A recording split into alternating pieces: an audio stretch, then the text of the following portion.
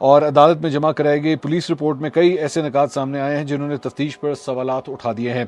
عدالتی دستاویزات میں بتایا گیا ہے کہ پولیس نے 12 مئی کو ملزمہ پنکی کی گرفتاری گارڈن کے فلیٹ نمبر 306 سے ظاہر کی، جبکہ 16 مئی کو گرفتار کیے گئے اس کے 2 مبینہ ساتھیوں ذیشان اور سہیل کی گرفتاری بھی اسی فلیٹ سے ظاہر کی گئی۔ رپورٹ میں یہ بھی انکشاف کیا گیا ہے کہ پولیس نے ملزمہ اور دیگر ملزمان سے منشیات کی برآمدگی کی تفصیلات بھی تقریباً ایک جیسی درج کی ہیں۔ دستاویزات کے مطابق جو منشیات ملزمہ پنکی سے برآمد ظاہر کی گئیں وہی منشیات 4 روز بعد گرفتار کیے گئے دیگر ملزمان کے مقدمات میں بھی وہ شامل کر لی گئی ہیں۔ اس کے علاوہ اداکارہ مومنہ اقبال اور ثاقب چدر کے تنازع میں پیش رفت ہوئی ہے۔ ثاقب چدر کو دھمکیاں دینے کے مقدمے میں مومنہ اقبال کے منگیتر حمزہ حبیب کی حفاظتی ضمانت وہ منظور کر لی گئی ہے۔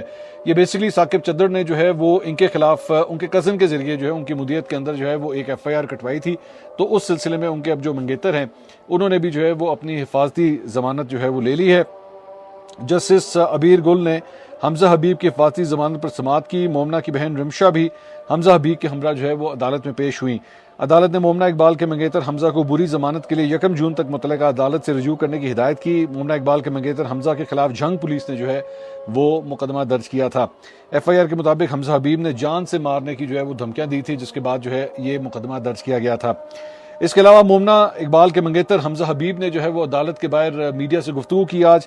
انہوں نے کہا جی ثاقب چدر نے میرے اوپر جھوٹی FIR کروائی ہے۔ ثاقب چدر نے پہلے میرے ساتھ رابطے کرنے کی کوشش کی۔ ثاقب چدر نے مجھے کہا کہ آپ مومنہ سے پیچھے ہٹ جاؤ، آپ کو دولت دوں گا۔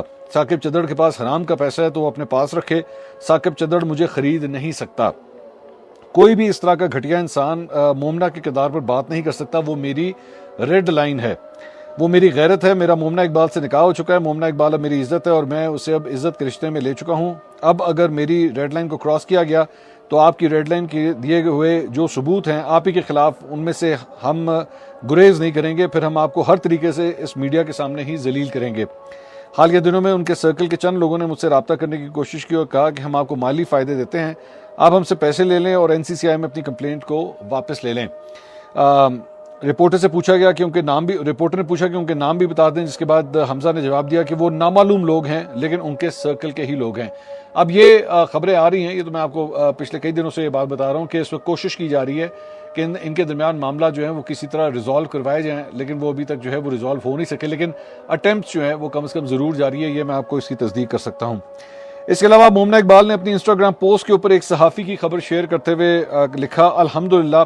خبر کے مطابق مومنہ اقبال نے NCCI کو جو شواہد دیے ہیں ان کی بنیاد پر ثاقب چدر کو منگل کو دوبارہ طلب کیا گیا ہے اور اس وقت مومنہ اقبال کا پلڑا وہ بھاری نظر آتا ہے۔ اس وقت یہاں پہ اذان ہو رہی ہے، میں تھوڑا سا بریک لیتا ہوں، بریک کے بعد کنٹینیو کرتے ہیں۔ جی جناب، اب اذان ہو چکی ہے، ہم کنٹینیو کرتے ہیں اس ویلاگ کو۔ میں بات کر رہا تھا مومنہ اقبال کی، تو مومنہ اقبال کے حوالے سے جناب انہوں نے انسٹاگرام کے اوپر وہ ایک پوسٹ شیئر کی ایک صحافی کی، اور اس میں خبر شیئر کرتے ہوئے انہوں نے لکھا الحمدللہ، خبر کے مطابق مومنہ اقبال نے NCCI کو جو شواہد دیے ہیں ان کی بنیاد پر ثاقب چدر کو منگل یعنی کہ کل وہ دوبارہ طلب کیا گیا ہے، اور اس وقت مومنہ اقبال کا پلڑا وہ واقعی بھاری ہے۔ مومنہ اقبال نے اپنی انسٹاگرام پوسٹ کے اوپر لکھا Only one of my paychecks can shake your entire gold digger narrative. Money was never the problem, it's your mindset about women.